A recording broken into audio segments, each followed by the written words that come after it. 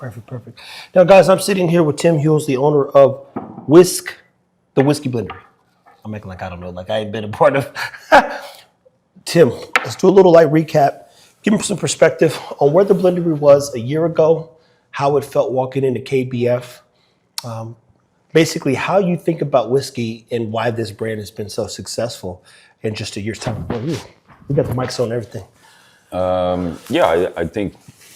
I think this year was a fairly big perspective shift on my end. I was like, every year I do something, my brain thinks different, I'm different, everything's a little different. So I think there was a lot of differences between last year and this year. But I mean, also, like, you hear people saying, oh man, whiskey's dying, whiskey's dead, and it's like, I mean, you were there today. It was the amount of people just like running for whiskey and that flew in from all over the world for the whiskey, and like it's definitely not dead. And there's some key players emerging.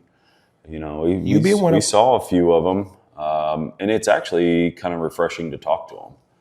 And is that because sometimes you feel like on the road you've carved or paved, the pavement that you're laying by the day, that you're kind of alone in this thing at times? Because you're literally doing the exact opposite. I know the level, the amount of work it takes to do this. And then you see certain brands. So the lens that I viewed it through this year was seeing certain people in certain distilleries, certain booths. You could tell the ones that invested in it, that are still passionate about it. And then I could also tell the booths that were like kind of scared of like where things are and that they're not doing too good. Talk to them too about fear. And guys, look, Tim and I, this is part of my goal is to do some sit downs with him at least a couple times a month where we're just talking about the journey and what's going on. But why would one carry fear if they've spent their life saving or built something amazing for others to experience? I mean, fear's a weird deal. It affects everybody a little differently. Yeah. So, I mean, I'm a little fear adverse, especially when it comes to this kind of stuff, because I don't feel like I'm alone in it. Mm-hmm. My faith is a big driver in this. I mean, heck, just with the guys out of the fire pit, we had a really good conversation about our faith. Yeah. And that's over whiskey. So, I know that God's going to provide for us, and it continues to open doors for us. So it's less of a risk for us and less fear for me because of the people that He continues to put in my life. And I think some of the people that we met today will look back next year and be like, hey, remember when Ryan walked us up to this guy's booth and we bypassed the line and he's like, hey, let me introduce you to Tim. And we just start talking to the guys and it's like, oh, you can tell these guys have, hustled and really appreciate the craft like we do. And they're meticulous with the corks and what they did. And this one comes from France and, and the packaging. And you could tell that they care versus some of the other places we go to. And it's like, they just like grabbed anybody to represent their brand. Literally. That happened at several places. And I don't think it's a good look. And well, then if you don't mind, and guys, one of the things I think you'll see as we continue to have conversation is Tim's a very, the word I'm going to use is he thinks about things in a very intimate way. And part of that goes back to his experience and customer experience and making sure everything's got some proof on it. But even more importantly, he takes pride in making sure everybody experiences a Blendery at the highest level. We've got clips literally where you're pouring people stuff on the street today, and that goes back to, hey, how well does myself, Chance, all the guys that were out there, how well can they even represent the Blendery? And I think if all of us were taken, pulled away from, we could speak about it very highly and very clearly. Yeah, it was funny to hear a lot of the guys that came with us that were just wearing shirts that people stopped them. Yeah. Like, oh, are you with the Blendery? I'm gonna tell you this, guys, don't touch me, okay? When we walked through, it was like, hey man, whoa, buddy, if I didn't have sanity, that's not the right move. You're with the Blendery, my man. You see the shirt. They see Blendery and they see love, man. They're just trying to give you love. Love him. No. But in seriousness, man, when you're looking to the future, what are some things that people can expect to come? What do you think makes the Blendery so special? Why we all keep showing up? Yeah, I think innovation is one of them. I mean, I remember thinking after we did our 200th blend, like, Oh shit, you've done 200 blends of the Blendery? we've done over 400. Holy! Now, guys, I'm learning this, and this is being brought to you live. No, it's not live, but 400 blends, man. Yeah. How do you keep? How are you gonna keep up with that? We're keeping better track of that kind of stuff, and we're actually trying to build a library because people get our bottles, and a lot of them we don't age state them. That one we did. We don't age state them. We don't, and some of them are fairly complex blends. Complex meaning they have a lot of variables or finishes, or not complex that there's a lot of them, because some of the more complex blends we actually tend to make less than 100 of those. And then we move on to the next. But I remember thinking after our 200th blend, like, wow, I didn't think we would be able to make 200 different whiskeys that are all unique. None of them are like any of the other ones. And I was like, man, I don't know if we can keep doing that, like at that, like at a scale, At that rate, at that pace, and building a bigger building. Yeah, now we're at 400, and it's like, okay, what's next? yeah, it's unlimited. I mean, there's so many blank canvases with the whiskey, and with the diversity of barrels that we've even bought this weekend and bought recently and have them coming in. Like, the flavor profiles are stuff that we've never had. So I think we've got 12 or 13 different mash bills to pull from. And that's not the only variable. We've got like 8 different cooperages that we use. And I mean, that's thousands of combinations just from a numbers standpoint. Then you add in other variables from who distilled it and the age and what warehouse and that kind of stuff. And we keep track of all that data. So, I mean, that's a lot of extra work. I mean, we saw at MGP that they had a conveyor belt of barrels, and they had pulled the barrels, and all these barrels, and all those barrels were going into one tank. Like, that was somebody's batch one. that it's just like, give me these 40 barrels, boop. And that goes master back to blended. Big thanks to Tim, because we're getting a front row seat to the future. And some people can't see the future. And people like the greats, they create it. And part of creating it is participating in it and seeing what people might not be able to see. But if you could, we'll do rapid fire, a little small series, guys. And again, this is kind of recapping KPF. KPF is an indicator and reminder that whiskey's not dead. It's not going anywhere. The one thing that I've learned is community's everything. And the beauty about the Blendery, from where I sit literally behind the lens and in front of it at times, is the community is only becoming more dense.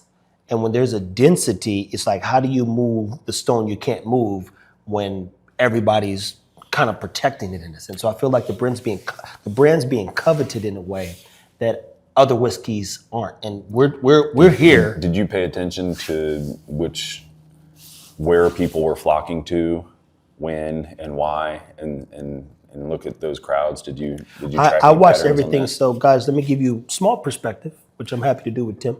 Is I am a psychoanalyst of human behavior. So what I look for, even in gym settings, is facial expressions and excitement. What I know consistently at the Blendery Foundation, there's an excitement. Now, was there a flock to Jim Beam, Heaven Hill, Penelope? Yeah. Were they excited? Some more about the event, but what I know for fact, when I get to the Blendery on days, when we get back, or the people that are here, there's a natural excitement to see Tim. Unfortunately, now see myself and many others. I just got off a phone call, and a buddy of mine was talking about Chance. He called him the wrong name, but he said, man, that Chance is dangerous. He goes, the way he was breaking down whiskey, he's going to have me. I could see me going left field on that stuff. Like, that's interesting. And this was just at my house because of what happens at the Blendery. So to answer his question, yeah, I saw it all. And part of it was like, I know if I was, what I do is brand and marketing, I'm in the right place, because I want to build something that keeps people intrigued, interested, and someone who's as passionate about him, about customer experience, about great whiskey, about community, about charity, about so many things, right? So I didn't see that. I saw him standing in line, and as we know, some people got in line to flip and do whatever, but I didn't see the love. Yeah, and you see, even me talking to certain distillers and brand owners and things, like you see the passion that they have. And that's super important. Mm-hmm. that's what people get behind. Yeah. And I bought some bottles today that I normally wouldn't, but it's like, hey, these guys are really passionate about what they do, and they put out a good product, and it's like, wow, yeah, like it makes me want to support them. And me being a business owner also, like I know what that means to them. Like if I'm supporting their brand, I know what that means to them because I know what it means when people support my brand. So when I see everything. The people that are passionate about it, it's like, man, I try to speak a little bit of encouragement into them. Not that they need me to do any of that, but just it's good to hear that every once in a while. It is very good to get your flowers above grade, to say the least, man. So let's go through a couple questions, then we'll close this out, man. And I just made a blend. Of these my two? First blend with Old Carter. That's 3. So Mark Carter, hey, this is a good one, but I might have just made it better.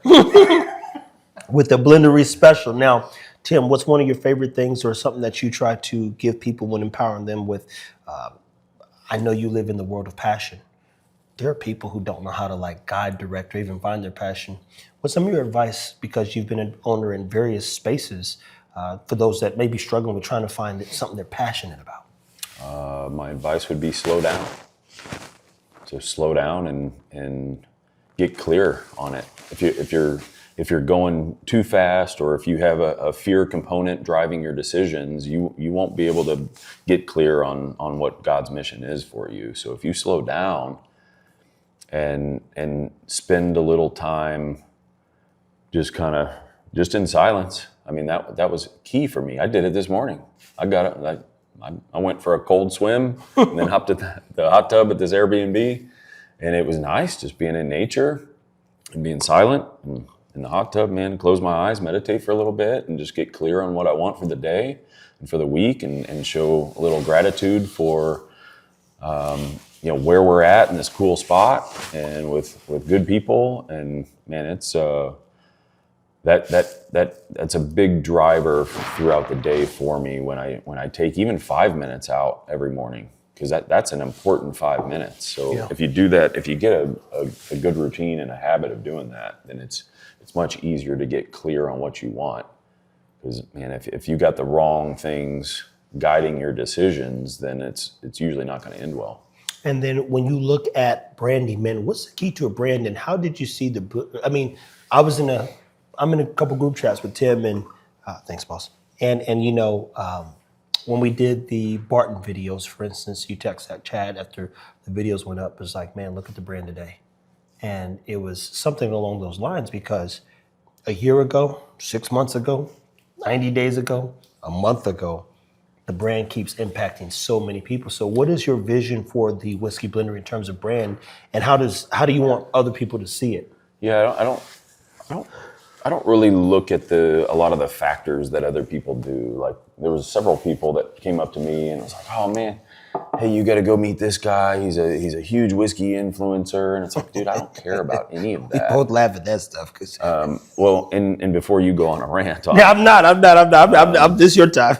Yeah. So it's like, man, I don't look at a lot of that stuff. Like even today, you're like, "Hey man, congrats on 35,000 followers on Instagram." And it's like, okay, what does that mean? That doesn't really mean anything to me, because I'm not doing the things that I do for likes or shares or any of that. I know that means a lot to you. No, it doesn't. In it's necessary. It's a necessary evil. Look, when I had 12 people watching my lives, for instance, somebody says, I believe it needed to exist. So when I got people to come out of the woodworks, even what we're doing now, they said, "Hey man, you've been talking about health when nobody was watching." I didn't ever pitch someone that nobody could get on live or interview. "Hey, I said, no, the information needs to exist. I don't know what it's going to do for somebody, but it has to exist." Yeah. And nobody's talking about it. So my only pitch, even when we get up and do our thing in the other world, is it's got to exist.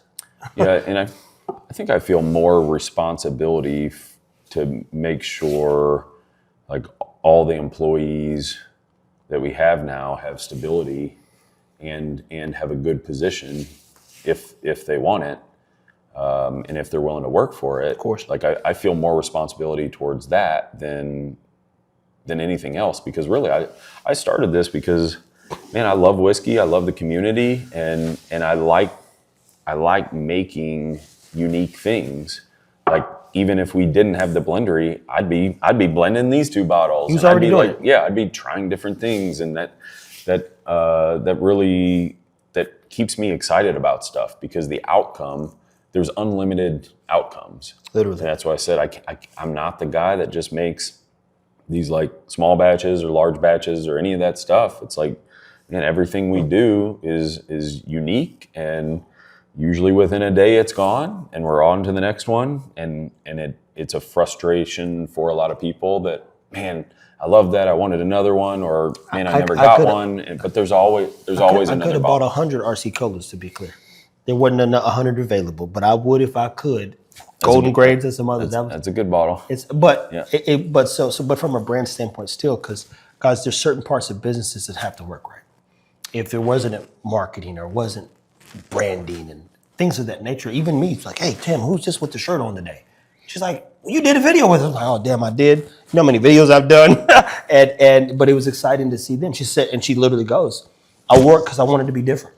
She literally said that. You didn't hear that part, but she said, I put the Whiskey Blendery shirt on to be different here. And that in itself goes to brand value, brand credibility. And from where I sit, like Tim, in the dog world, I never like, I got the biggest, baddest dogs. No, I'm take care of your dogs, no matter what. Yeah. This is like, even with the whiskey stuff we're working on, keep it whiskey, guys. Let's talk to each other. Let's share life moments, etc. Yeah, and I think sharing the bottles is a big thing. Like, Huge. people are surprised that like all the bottles that we got, like they're already open, and we've already shared them with people, and we've shared them with strangers. And it's like, man, that's what it's about. That's what it's for. Like it's just whiskey. I'd never see your face cringe either. But if you don't mind, I don't care. You know, he told me a story, and it was a year ago, and you were telling me about one of your first barrel picks and how you had shared a bottle with a guy, and then he came into your house and he grabbed like something that you hadn't opened that was and you go, I was like, oh, not that one. But then you go, well, he cracked such that and one such. person changed my outlook on whiskey. Yeah, I think it was like I was the idiot that had a lot of like, closed bottles and the basically the museum of stuff that it's like, what am I doing? But I mean, this guy brought in some absolute epic bottles that are still today probably some of the best whiskey I ever had. And I did one trade with him back in the day, and like in a Kroger parking lot or something crazy. And then I invited him to the house for a bottle share, and he didn't have to bring anything, but every bottle that he brought was probably a $3,000 to $4,000 or $5,000 bottle. And I was like, man, where did you even get these? He's like, oh, I've been drinking whiskey since before it was cool. And so he could buy this stuff on the shelf. But he brought it and shared with me, and he's like, man, yeah, help yourself, have whatever you want. And normally I only grab a little bit, like a half ounce or something just to try it. And he's pouring like 2 ounces of a 23-year Willet and like 2 ounces of all like these old Stitzel-Wellers and all this stuff. And it's like, man. And I was like, hey, yeah, help yourself to whatever. And then I think he grabbed like a Pappy 23 or something that hadn't been opened yet. And he just cracks that sucker open and pours 2 ounces. And I was like, yeah, man, go ahead. What am I doing? So he kind of changed my outlook on that stuff, because that was his thing. Hey, it's just whiskey. Yeah. And it's like, man, you're right. You are right. Like, let's share this stuff. And that has been eye-opening, because again, I remember that vividly about, you just sharing that moment where for you, it became more than just, for one, it is just whiskey, but it's more about the people and those experiences, right? And it really is. In the moment we elevate a freaking drink over a relationship or over anything that could happen, then it's probably time to get out of the hobby, Yeah. And that's what I love about the Blendery people. I've been blessed, to say the least, to start a whiskey journey, sitting front row drinking some of the best whiskey on earth, if not all the best whiskey and I don't know what's going on half the time. What I do know is they're great people. There are a lot of good, fun life lessons, and that I'm learning by the day more about character development than anything else. And what I love, I obsess about communication and marketing and stuff. Tim's obsessed about how to make something great, and then how to make sure the person leaves feeling great, and how they, may go and share other things that highlight the Blendery and its greatness. But the beauty about it is, foundationally, the whiskey's great, the Blendery's great. People excel there. Everything tastes better at the Blendery, or when you're with one of us, to say the least.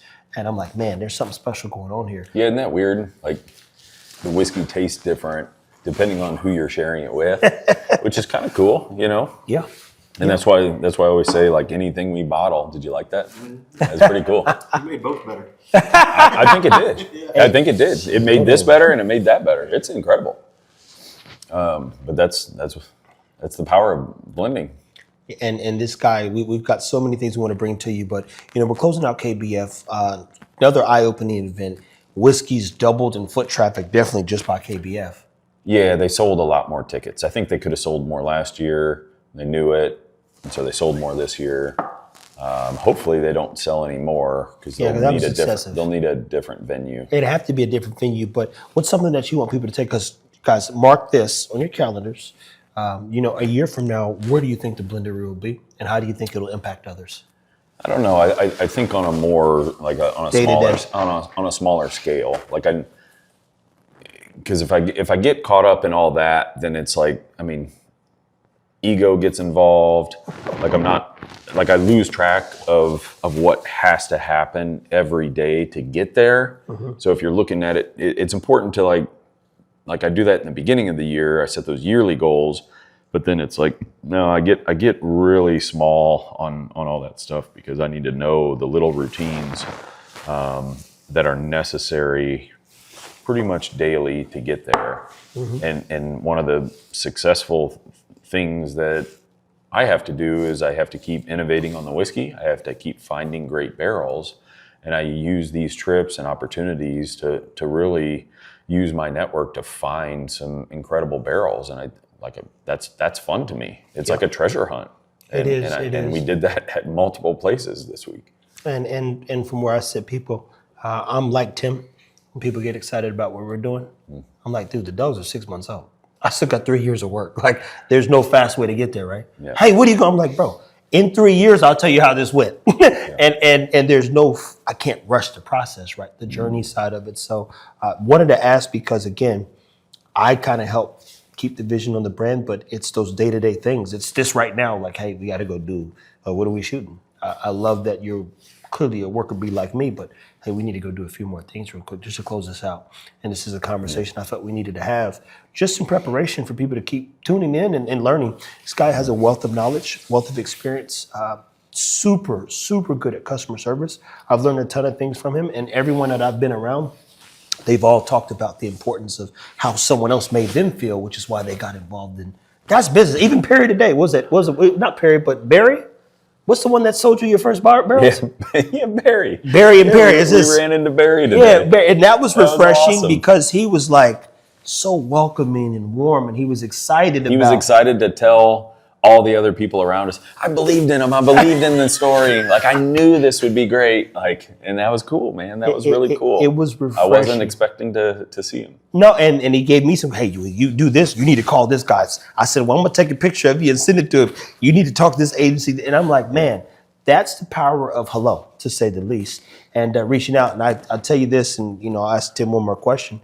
Tim was the guy out of everybody I reached out to when I wanted to go on my whiskey journey that set up and gave me 40 minutes of his time and told me everything that I answered, every question I asked, and invited me in and allowed us to come and, be curious about whiskey. And I said, man, I think I could help a little bit too. And I want to learn some more. And, now I can't imagine, as I told him, not being a part of his life for 20 years. You go, who do you really want to be around for the next 20? Because all we got is a little bit of time. Money will come and go. Relationships are super valuable, so you go, but I don't want to miss that. So what's some of your best advice for those people that are starting out, man? Starting out and have those moments of uncertainty, which you're certain that this has to work, but you're like, man, this. Yeah, just take it one step at a time. Believe in yourself, invest in yourself. Like, there's going to be people that say, hey, you got to do it this way. Like, if I could count how many times people told me what I should be doing, and it's like, hey, yeah, thanks, man. Yeah, appreciate it. No, I'm pretty clear on what I need to do, and maybe I'm wrong. But I don't think so. But I need to learn that. Jeff Bezos has a post that goes around. He said, "Be stubborn on vision," and same thing for me. We're not going to overdo certain things, but the vision has to be clear. Can we make, in this case, in the dog world, the world a better place for dogs? Can we improve patient outcomes when it comes to dogs? In your case, the vision is very simple. How do we continue to share great moments with amazing people and create great whiskey to do them? Yeah, and I think the power of bringing good people together over a good pour, like it's easy to do. It's easy to invite somebody. If you get a good bottle, and say, hey man, I got batch 3, Old Carter, come on by. I want to share it with you. And then it's easy for them to say yes to come by. And you put good people in the same room, and it's pretty incredible just what happens naturally. So I would encourage everybody to take a good bottle and say, hey man, I no other reason other than it's a Wednesday and I hadn't seen you in a while, and I want to open up a special bottle, and I want you to come over and just take a good bottle, open it, and share it with somebody that is unexpecting for something like that, or maybe has never had anything like that, or maybe something that it's not one of your favorite persons and you want to squash something. I think you'd be surprised how well that things work itself out, and whiskey's a great conduit to just say, hey man, let's have a drink. I got a special bottle I want to share with you, and then just see what happens after that. But it's pretty cool. It's pretty cool. It's part of the magic of this brown liquid. Hey, it really is. And guys, I could tell you this. I heard him say force. I've not seen one situation force in anything that we've done. If anything, I've seen nothing but excitement and come right on in. And I'm 100% agreeing with that, because I've learned the power of a bottle so much. So other people are like, hey, Trev, you give me a bottle for this, for that. Hey, they're like this. I think whiskey might be the way, buddy, because at house sold a little bit quicker when I sent them that bottle of whiskey. They're like, oh, that's what you're doing? Yeah, it's a new currency. It beats Bitcoin. KBF. Should people come to this? Yes or no? How did you fare? Yeah, I think so. As long as you're not like crowd adverse, like if you we're trying to plan a trip to Disney World, and it's like my brother's like, oh man, there's this like website that tells you which days have lower crowds. I'm like, ooh, I need that, because if you come here and you hate crowds, this probably isn't the place for you. There's a lot of other cool things that they offer, and lunches and Heaven Hill breakfast and dinners and all that stuff. There's a ton of stuff. You don't even have to go to the festival. They have a ton of cool. Oh. Jesus. You are making an absolute mess. Also true. But there's a ton of stuff. So even if you're never get a chance at some of these allocated bottles and you want some of those, and I mean, it's like we were in line with several people, and it was like, man, I don't know if that's good or whatever. It's like, oh, well, I got one. Like, I don't mind cracking it real quick if you want to try it, and then you can decide if you want to buy it or not. And they just kind of like look at you like, why would you do that? And for me, that's huge, because I think there's a space for us to communicate. Hey guys, it's okay to drink the whiskey you bought. You know that, right? Because mind you, some of these bottles we cracked, they're 189, 220, 250 and up. And Tim's like retail. At retail, so Tim's like, hey, oh, you want to try it? And in my mind, I'm like, boy, you crazy. But reality is, these guys got so much whiskey. It's like, what else are we gonna do with this, man? We're gonna keep buying and nobody to share it with, nobody to drink. Like, this is gonna collect more dust than I could even drink in a lifetime. And these guys got lifetimes worth of whiskey. They couldn't drink enough. They died drinking as much whiskey as they had. But what I love is, again, it's a conversation starter. It warms people up. I've got to see it with my own eyes, both at my home and at the Blendery. And the Blendery was an inspiration for us to do booze and food, along with starting, some other things that I think are going to help highlight it. But man doesn't need any help. He has faith, which is important. The KBF was a good time, and I think the best part of it is with the people that we've been with today. Yeah, and the food and the time, even being in the car with people, like even the rotation of things, and it was like, man, where have I ever seen personally that level of community and care and consideration? I haven't, and I'm telling you right now, whiskey has opened my eyes to a whole new world, and I'm grateful to be a part of the journey, and even more importantly, assist and sharing the man's plan, vision, and just keeping you guys at the edge of your seat about what's next. If you get a chance, especially as we grow, come out and see us. We'd love to meet everybody. Do some videos, drink some whiskey, crack some stuff you've never had. Tim's gonna show you a A1 time regardless. If you see me, I'm probably gonna have a camera in your face. But it's always gonna be about the whiskey. This close, so about the it'll whiskey. make you a little uncomfortable. And again, I have to applaud this man because we're here now, and it's been a hell of a day. It's been a hell of a week, man. Yeah. It's been every day's been kind of crazy. I'm gonna sleep for a little while.